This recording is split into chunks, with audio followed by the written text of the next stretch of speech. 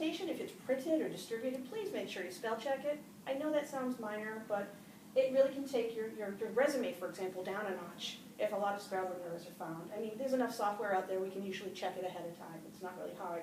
It's just something you got to remember to do. And, you know, be sensitive that your choice may be either potentially offensive or technically inaccurate. The last thing you want to use is the wrong use of there and there, or another word like inconceivable versus, you know, I always think of those things when I watch movies and watch TV. I'm like, did he really say that? Oh my gosh. You know, you kind of, you respect them less when you realize that they don't even know what they're saying. So take a few minutes to be sure you know what word you're using, and that it's the right choice. You can say so much in just a few words if you make right word choices. Honestly, also, not everyone receives you the same way. One person wants to know everything in bullet points. Another person just wants to know what the whole point is. Just get it done. I need to know, I need to go.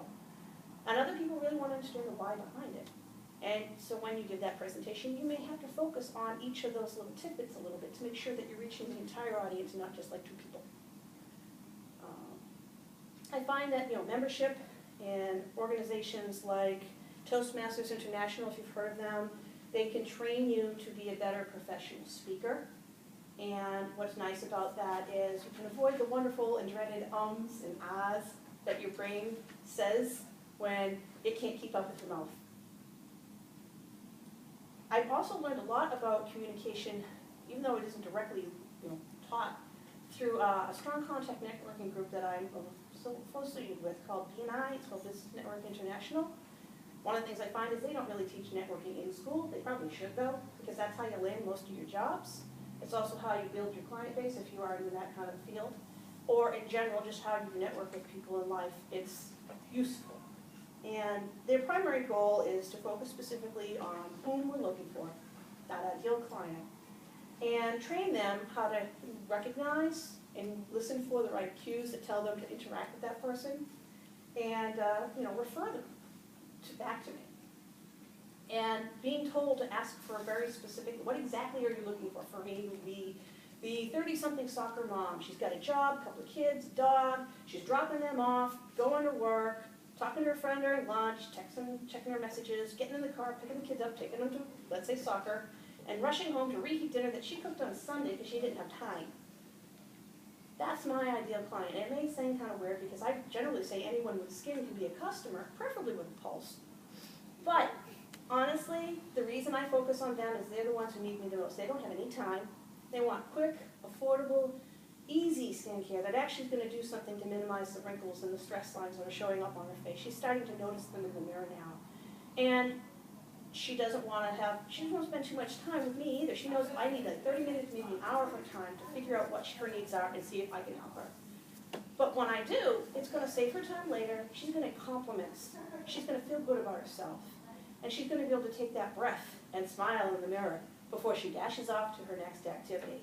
And in the end, if she really likes me and she likes the product, she's going to share me with her friends. And that's the highest compliment anyone can pay me.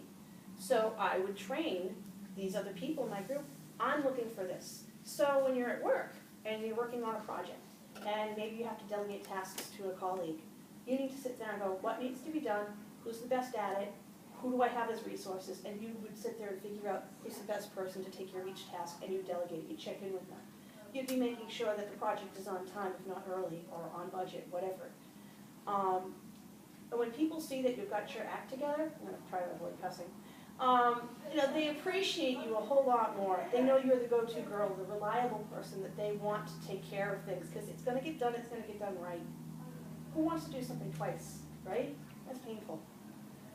So, you know, basically be prepared anytime you're presenting, working with people, interacting. It may sound silly, but 2 extra seconds, pause, breathe before you respond. Repeat the question back if you have to, if it's during a job interview.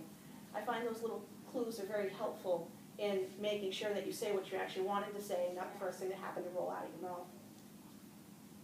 Another thing, and this is probably the one I'm going to take the longest to talk about, don't worry, not long, but just longest, because I think this is the one that's under discussed, body language.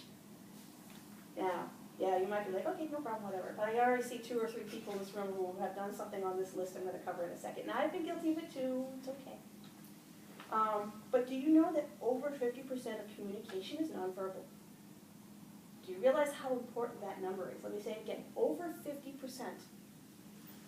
I could be speaking some gibberish Martian language and you probably still would figure out what the heck I'm all about, what's going on. I'm giving a talk of some kind, preferably informative. Why? Because of how I'm standing, the tone of my voice, the pace of my speech, the fact that I'm trying to interact and reach out to each and every one of you at some point during the talk. You don't need to know what my words are, you just need to see what I'm doing. And I always think it's funny, if you look at a magazine, or you're watching a foreign film, for whatever reason you can't see the captions, or you choose not to have them on, you generally do know what the subject is feeling or is going on, right? Yeah, I thought so. And you know, I think the reason is because we're hardwired with that way back when we were little. I always tease my brother that children and dogs, you can't fool them. They don't have a filter. They so know what's going on. They got you. They got you all figured out. And I think somewhere along the way we lose that filter, or we let ourselves get a little distracted. But even deep down inside, we still have that ability. And I've walked into a room and I've seen people and I can feel the tension. You can cut it with a knife and I'm like, I still want to get out of here right now. Because the body language is like not a good, comfortable feeling. I mean, if you walk in to speak to your boss and he is not in a good mood, don't you want to turn around and leave and come back like 5 minutes later? Or can I stop by your office a few minutes? You know, you just need to be aware of these things, but also be aware that you're doing it too. So I'm going to take a second to read through the 10 worst body language mistakes, because at some point we have done them. And the good news is, once you're aware of them, they can be fixed. This is not like a permanent problem. My favorite one, avoiding eye contact. Why? When you don't look at someone in the eyes, you know, it might be a lack of respect, a deception, boredom. If you really feel uncomfortable, stare at their nose or just their left eye. I know that sounds strange, but I was taught that, and it actually works, because I don't know if you can tell when I'm looking at your eyes and when I'm looking at something very close to your eyes, but it works for most part, especially if you're nervous or you just don't feel comfortable with that person for whatever reason. At least they still feel like you're being respectful. And in the end, that is what you're trying to portray, that you're listening, that you're attentive, that you care. Slouching. Now, not only is it bad for your posture, you know, your back hurts later on, trust me, but you know, it signals to others your lack of confidence, that you maybe have poor self-esteem or low energy levels. I mean, a Red Bull will help, but if you can try to find a good chair with proper lumbar support if you're stuck in a chair all day, I mean, this also counts with standing. I mean, have you noticed I've pretty much been standing like this the entire time? If I did this, not only did I not look as good, but I'm going to be sore in like 15 minutes. So posture, the reason it's done that way is because that's what your skeletal setup is designed for, the muscles and bones that hold your body up. You're meant to stand a certain way. Yeah, I know we were all on fours years and decades and centuries ago, but for now, we're on our 2 feet. We stand up, and therefore, if you stand correctly, your body is pretty much held up by the bones. You're doing less work, and you're going to be as tired at the end of the day. I was a bench tech for 8 years. I stood on my feet for most of my 8-hour shift, and you can imagine that can get very hard on the body. And the last thing you want to be doing is this when your boss walks in the door. So, a weak handshake. Have you ever encountered somebody who had what I call the limp fish? Yes, you know what I'm talking about. Yes, even worse if it's clammy.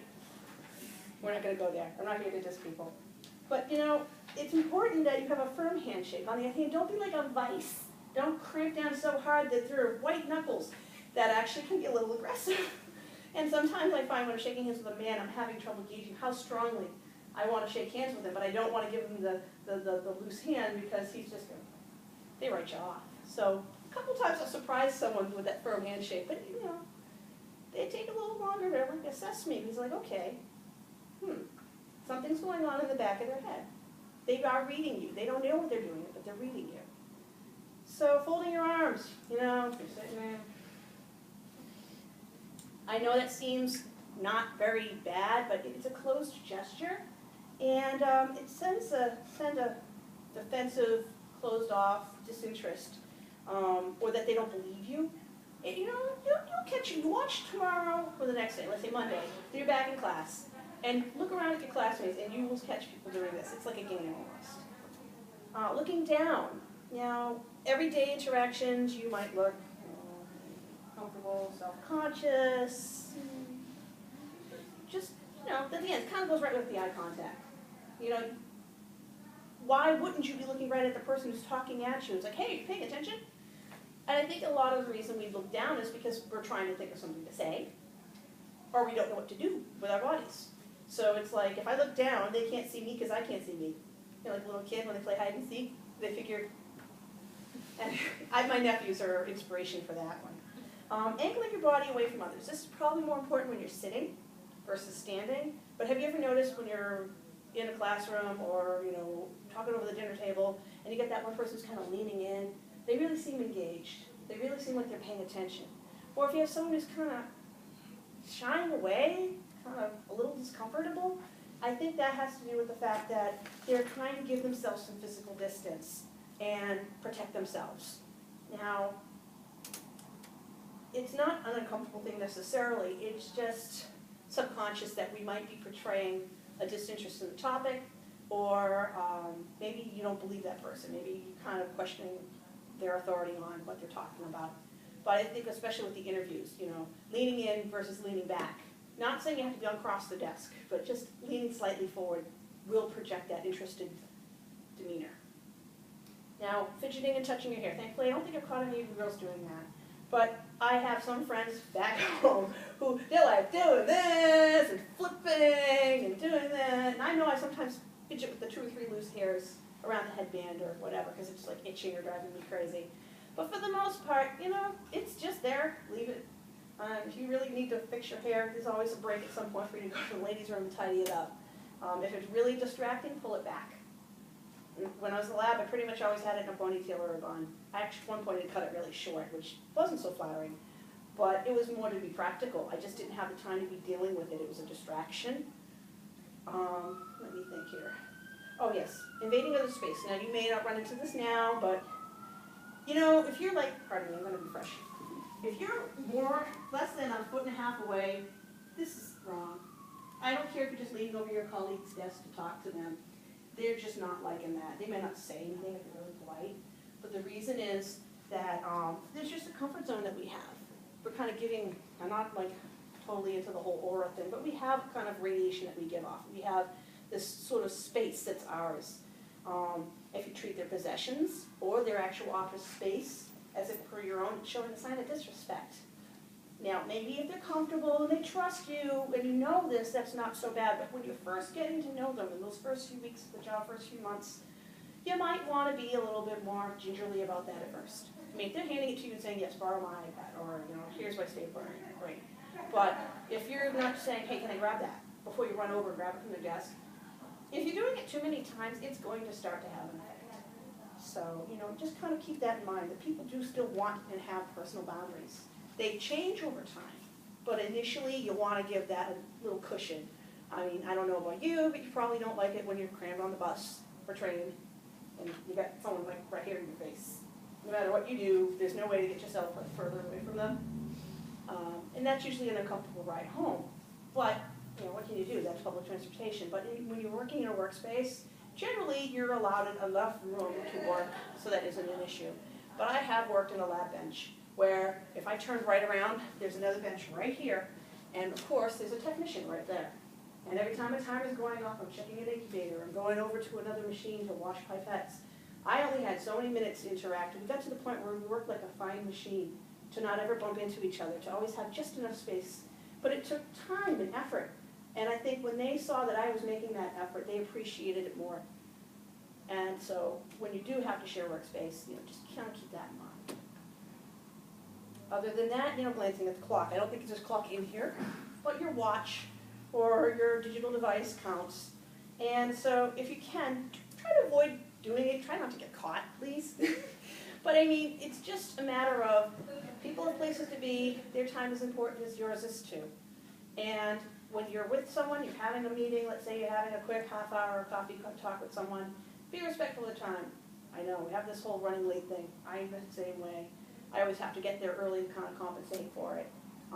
But just understand that looking at the clock, even if you don't mean to, kind of gives off that vibe that you're really not wanting to be there. You'd rather be somewhere else. And even looking over someone's shoulder, even if there isn't a clock there, instead of looking at them,